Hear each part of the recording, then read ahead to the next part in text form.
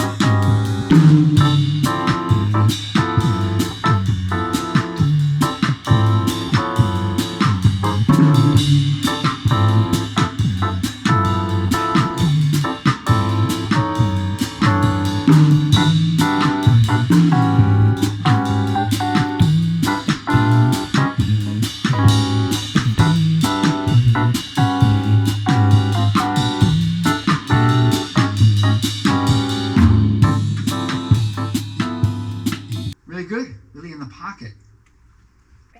So, how long have you been planing? How long have you been working with this half-step? I mean, I've been working and planing to other exercises that you've been having me do, but for this particular exercise, I've only been working on planing for about the past week. Okay. Well, it seems like you got really comfortable with it very quickly. Yeah, there's still some places where when I plane back to the chord that I was originally on, some of those notes are not right. But And have you determined if it's more in the left hand or the right hand? I think mostly in the left hand, just because there's a few extra fingers to keep track of. But okay. You have how many voices in the left hand and how many in the right? 3 in the left hand at any given time, and 2 in the right hand.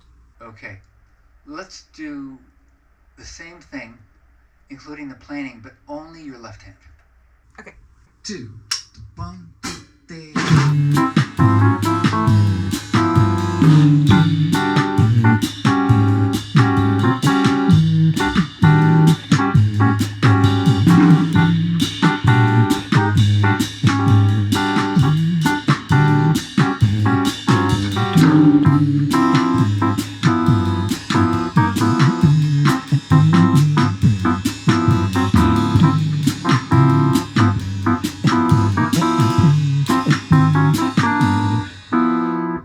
Okay, so when you're planing, it's a really good idea to make sure that you've got one finger that leads the action. Mm-hmm. So have you determined that? I don't think so. I guess it would probably be my thumb if I were to pick a finger.